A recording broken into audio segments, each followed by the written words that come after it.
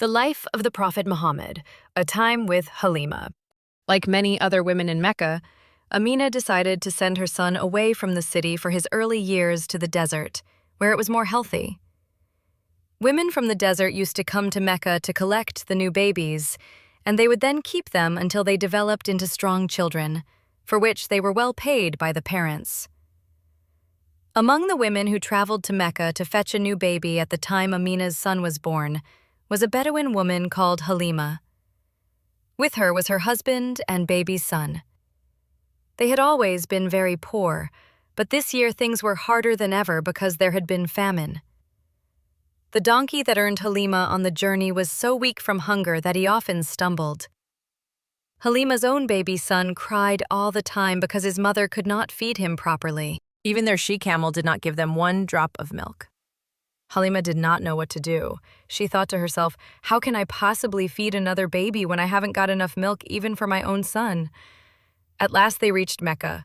All the other women of the tribe to which Halimah belonged, the Bani Sa'd, found a child to take back with them, but not Halimah.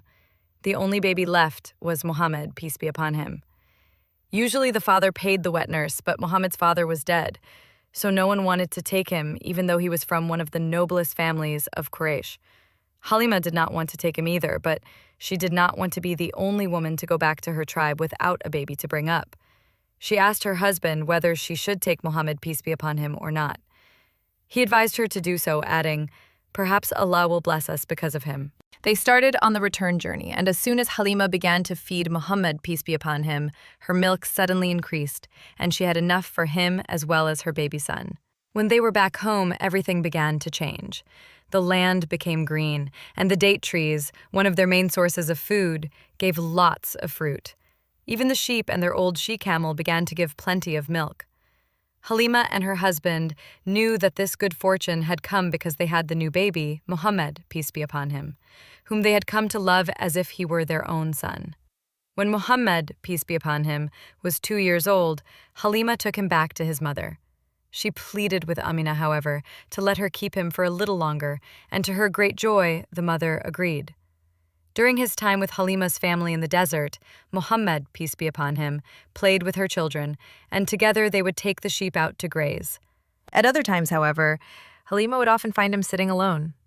It is said that on one occasion, 2 angels came to Muhammad, peace be upon him, and washed his heart with snow.